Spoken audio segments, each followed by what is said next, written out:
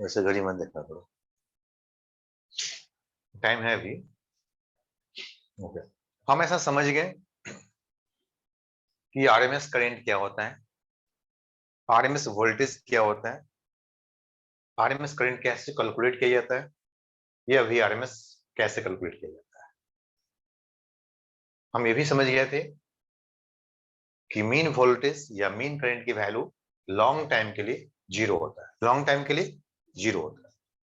हम ये भी समझ गए थे कि सभी टाइम इंटरवल के लिए मीन वैल्यू हमेशा जीरो नहीं होता है, कुछ हो सकता है। और वैसे भी क्वेश्चन कहीं निकल करके आएंगे कि आप टाइम t1 से t2 तक के लिए एवरेज वैल्यू निकालो, कैलकुलेशन तरीका ऐसा ही रहेगा, हमें अलग अलग लिमिट की वैल्यू पुट करनी है। क्लियर है? जब भी लॉन्ग टाइम के बारे में बात करेगा तो हम बोलेंगे वन टाइम पीरियड के लिए कैलकुलेट कर लो, अप्रोक्सीमेटली लॉन्ग टाइम के लिए भी सेम वैल्यू रहने वाला है। क्लियर है? ओके,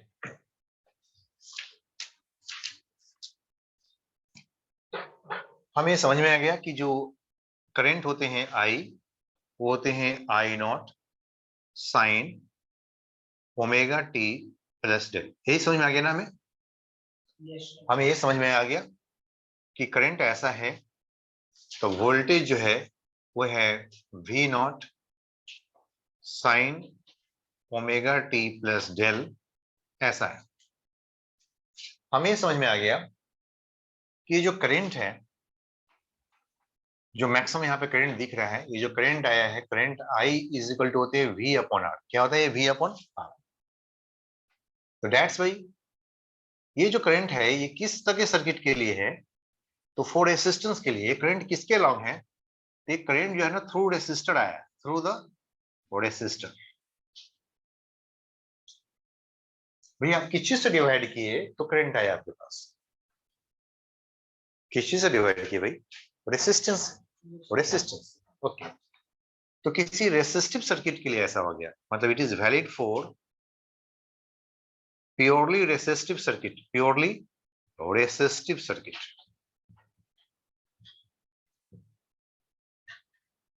प्योरली रेसिस्टिव सर्किट का मतलब ये होता है कि हमारे पास सिर्फ और सिर्फ रेसिस्टेंस है और एक एसी सोर्स है। अब हमारे पास बैटरी नहीं है भाई। अब अभी के बाद से हमारे पास समझ में आया कि अब हम बैटरी, अब हमें इस वाले सिंबल को अब नहीं देना है। इस सिंबल को क्या बोलते हैं? डीसी बोलते हैं, डायरेक्ट करंट। ये क्या भाई? डीसी है। डीसी मतलब डायरेक्ट करंट। डायरेक्ट करंट में जो भी वोल्टेज है वो एक कांस्टेंट वोल्टेज है, कांस्टेंट वोल्टेज सप्लाई हो रहा है, इसकी ईएमएफ कांस्टेंट है, ये रेसिस्टेंस आ रहा है और आई की वैल्यू क्या आ रहा है? ई बाई आर हो रहा है। लेकिन अब हमें जानना है कि रेसिस्टेंस तो है लेकिन अब इसके साथ डायरेक्ट करंट नहीं है। अब हमारे पास एक साइनसोइडल वेरिएबल वोल्टेज है, साइनसोइडल वेरिएबल वोल्टेज है, ऐसे बदलने वाला। अब हमारे पास डायरेक्ट करंट नहीं है, अब हमारे पास है एसी सोर्स। हमारे पास क्या भाई? AC source. और इसके पास अब जो ईएमएफ है तो ईएमएफ, लेकिन ईएमएफ अब ऐसा एक कांस्टेंट वोल्टेज सप्लायर नहीं है। हमारे पास ईएमएफ अब कांस्टेंट वोल्टेज सप्लायर नहीं है। अब क्या है हमारे पास? E is equal to E naught sine omega t plus del, कुछ ऐसा है। Is it okay? और इसके क्रॉस जो वोल्टेज होने वाला है वो इसके वेरिएशंस के अकॉर्डिंगली हमारे पास V is equal to V naught sine omega t plus del होने वाला है। और इसमें जो करंट फ्लो करेगा उसको हम एक पर्टिकुलर डायरेक्शन में नहीं दे सकते कि तुम इधर ही जा रहे हो या तुम इधर जा रहे हो। कभी भी कुछ भी हो सकता है, कभी इधर भी हो सकता है और कभी इधर भी हो सकता है। तो हम वो एक पर्टिकुलर साइन हम नहीं दे पाएंगे। यहाँ तो हमने एक पर्टिकुलर साइन दे दिया कि भाई तुम क्लॉकवाइज हो, यहाँ पे तो हमेशा क्लॉकवाइज ही रहोगे। इसमें क्या होगा? कभी क्लॉकवाइज होगा और कभी एंटी क्लॉकवाइज होगा।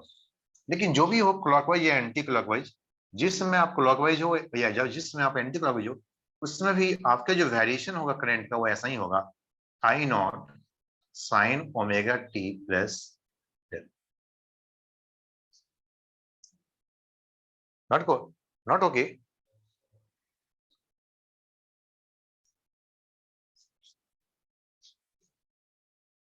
क्लियर है? ओके,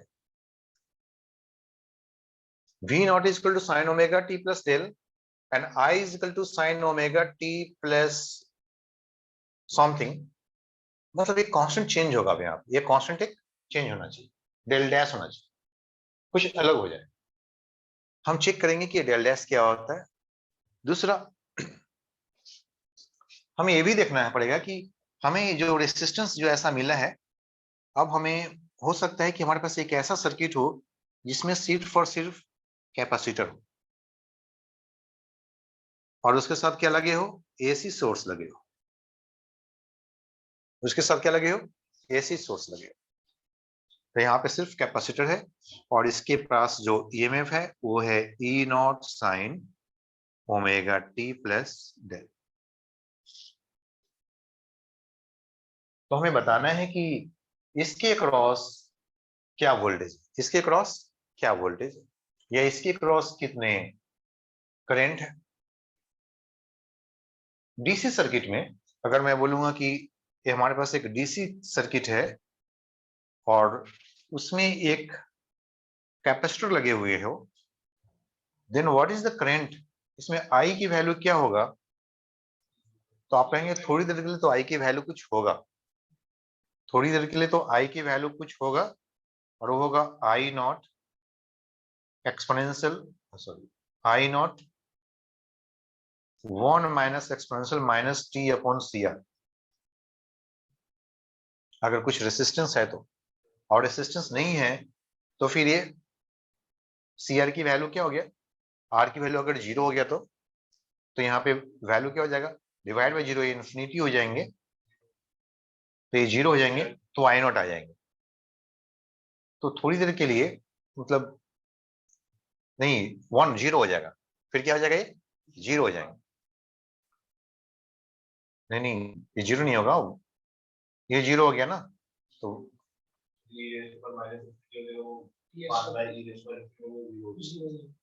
जीरो हो जाएंगे ना। ओके, अगर इसमें कुछ रेसिस्टेंस होता तो हमारा करंट का वैल्यू कुछ ऐसे होता, ठीक है, कुछ रेसिस्टेंस होता तो क्या होता हमारा करंट की वैल्यू कुछ ऐसे, कुछ ना कुछ तो रेसिस्टेंस मिल ही जाता है बैटरी या किसी भी चीज का। ओके, तो हम यहां से दिखा दिया, लेकिन आफ्टर स्टेडी कुछ समय के बाद इसमें भी कुछ रेसिस्टेंस डालते हैं, इसमें भी कुछ रेसिस्टेंस डाल लेते हैं, ये लो भाई तुम्हारे पास भी कुछ रेसिस्टेंस है, इसको बोलने हैं सीआर सर्किट, इसको भी क्या बोलना है, CR circuit. After steady state, after steady state एक समय आएगा जब ये कंप्लीटली चार्ज हो जाएंगे, कंप्लीटली चार्ज हो जाएगा, इधर की तरफ पूरा फुल क्यू आ जाएगा। अच्छा ये सॉरी, ये तो हमारे क्यू का, ये किसका भाई, क्यू का है, Q naught, Q is equal to Q naught है, और आई का जो एक्सप्रेशन आएगा ना वो हो जाएगा exponential minus t upon C R. I का एक्सप्रेशन ऐसे आएगा, इसको डिफरेंशिएट करोगे तो ये जीरो हो जाएगा और ये वाला वैल्यू है, ठीक है, माइनस वन की विस्तार भी दे सकते हो, ठीक है। ओके, तब ये जीरो हो जाएगा करंट, जब यहाँ पर रेसिस्टेंस आ जाएगा तो फिर स्टेडी स्टेट आएगा तो करंट की आई की वैल्यू क्या हो जाएगा, जीरो हो जाएंगे। अगर आर की वैल्यू जीरो हो गया तो, अगर आर की वैल्यू जीरो हो गया तो क्या हो जाएगा, वैल्यू जीरो हो जाएगा। ओके, हमारा बात है कि आफ्टर स्टेडी स्टेट इसमें करंट क्या होगा, तो ये फुल्ली चार्ज हो गया, इसमें क्यू नॉट, इधर क्या हो जाएगा minus Q naught, and what is the current, हमने पढ़ा है कैपेसिटर और इलेक्ट्रिसिटी में, in steady state what is the current in the circuit, it is zero. Steady state के बाद क्या हो जाता है कि ये फुल्ली चार्ज हो जाता है और फर्दर चार्ज की रिक्वायरमेंट नहीं होती है, तो हम बोलते हैं कि अच्छा DC stops the current, DC stops the current through the capacitor, DC stops the current through the capacitor, इसको बोलते हैं डायरेक्ट करंट डीसी, बोलेंगे DC stops the current, stops the current.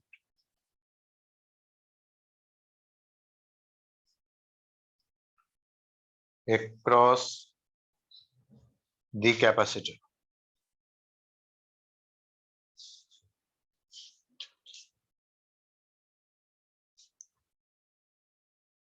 या बेहतर लाइन ऐसे लिख लो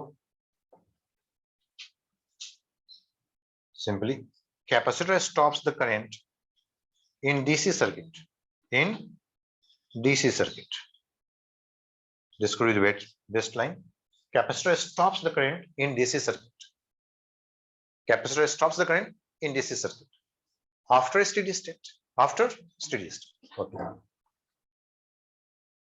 after steady state, after steady state,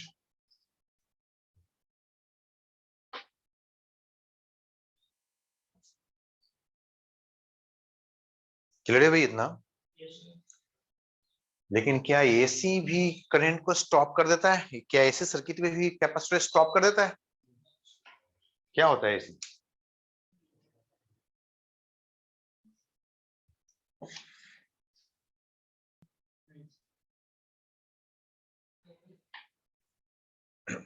noted? जब तक ये फुल चार्ज हो जाएगा, जब तक ये फुल चार्जिंग प्रोसेस में होगा, जब तक चार्जिंग प्रोसेस में होगा, तब तक इसके थ्रू करंट होंगे। कौन से सर्किट में?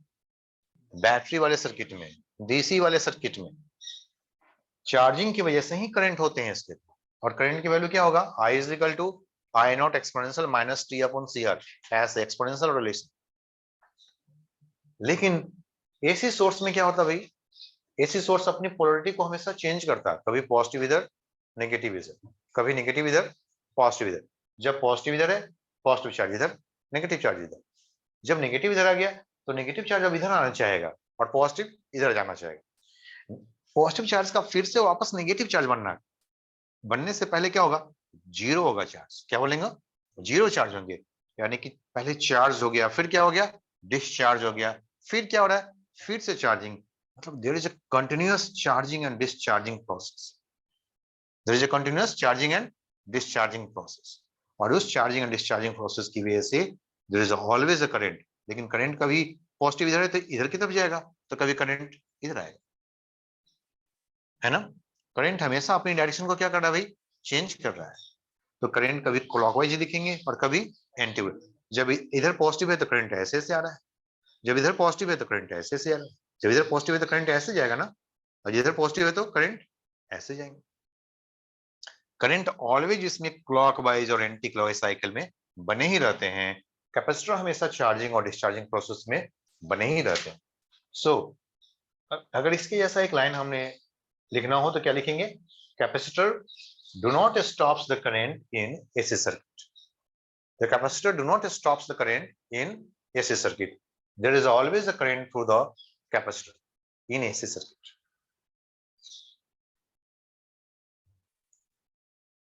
Capacitors do not stop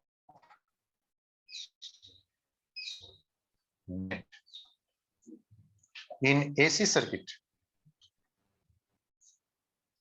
Rather, capacitor is always in charging and discharging process. Capacitor always in charging and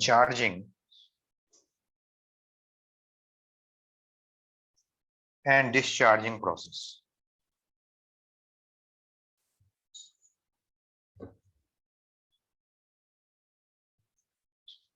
And hence there is always a current in clockwise and anti-clockwise.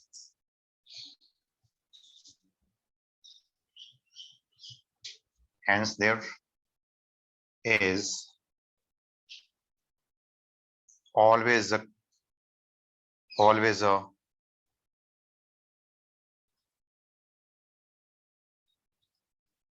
variable current